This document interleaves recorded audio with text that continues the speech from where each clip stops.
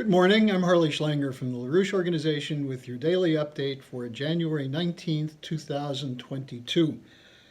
I think we're at a point where the choice now is clear between annihilation from war or an opportunity for peaceful cooperation. The meetings last week between the Russians and the United States were in themselves inconclusive, with both sides saying that there was no agreement, the U.S. saying it would not sign the treaties that President Putin has put forward to defend Russian security.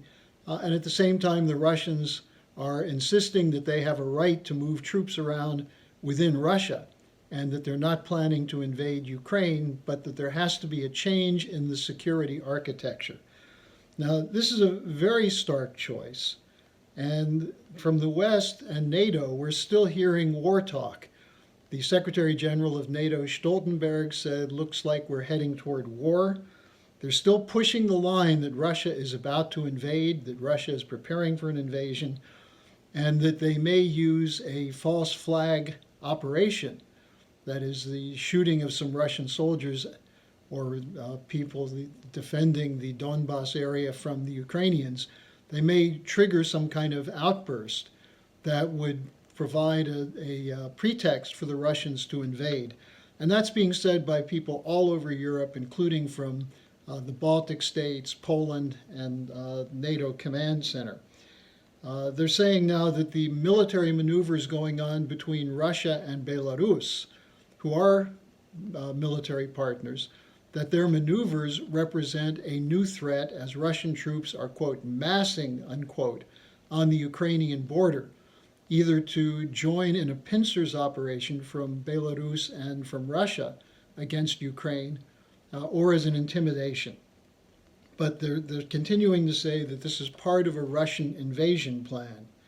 Now, when they say that, there's no mention at all of the fact that Ukrainian forces are now deployed to the border of Belarus, nor do they refer to the fact that half the Ukrainian army is now deployed to the Dnieper River, which is the dividing line between the Ukraine under Kiev and the Donbas republics, which are demanding autonomy.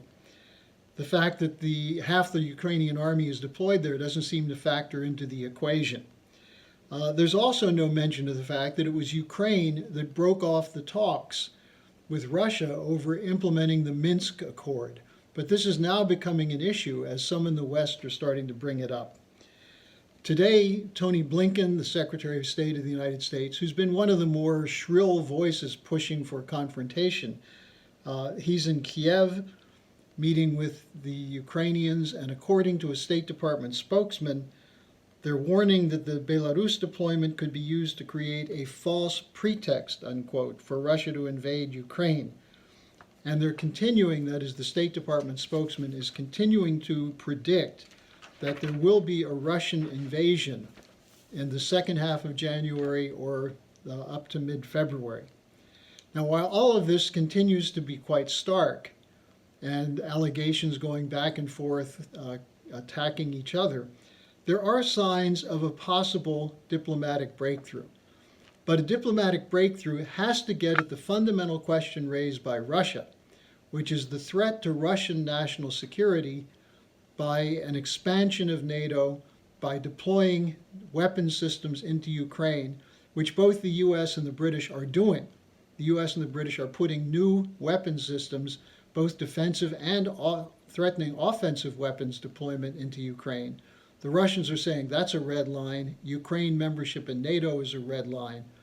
And also the Russians are saying there must be an escalation of the talks to carry out the Minsk agreements on providing the basis for a prolonged ceasefire in the Donbas region based on granting autonomy to them by the Kiev government. Now, that some of the diplomatic breakthroughs, Blinken will be meeting with Russian Foreign Minister Lavrov on January 21st.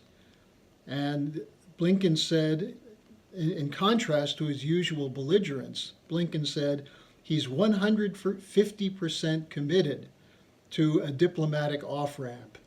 In other words, reaching a diplomatic agreement to end the stalemate. He's going to be in Kiev, as I said, today, and in Berlin tomorrow. Now, the Berlin factor here is becoming very interesting because there's a change undergoing the government in Germany, the Scholz government. There was very tough talk coming from the Green ministers Habeck and Baerbock. Baerbock is the foreign minister. But then she met with Sergei Lavrov yesterday. And according to the Russian printout, in any case, the talks were conducted very well. Baerbock talked about the need to normalize relations between Germany and Russia. This is after she's been saying such things as Germany has to upgrade its air force, that Germany would welcome nuclear weapons coming back on the German soil. Well, she changed her tune meeting with Lavrov, who's a career diplomat, very experienced, very knowledgeable. And one of the things they talked about the most was the Normandy process, this idea of resolving the crisis in East Ukraine. Baerbock said we need to breathe life back into the Normandy Agreement. Now remember, the Normandy Agreement was signed by Ukraine and Russia. It was pushed by Germany and France. But the Russians have said they're very disappointed that the Germans and the French have not insisted that Kiev live up to the agreement. And Kiev refuses to negotiate. They claim it's the Russians who won't negotiate, but the actual agreement is there in writing. So will there be a Minsk II? That's the question that's coming up. Now, after the meeting, Lavrov attacked the double standard, which says that Russian troops cannot move around inside Russia on the Ukraine border. One State Department official said the Russian troops should go back to the barracks, as though they were actually commanding the Russian troops what to do. Now, Lavrov said, well, why is it that the Russian troops have to retreat, but NATO troops can continue to press forward on the borders of Russia?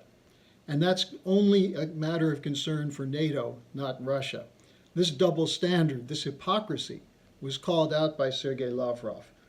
Now, interesting also is that Handelsblatt, the German business daily, had a report that the discussion of cutting off Russia from the SWIFT international financial transaction system would be a disaster for Europe and is being taken off the table.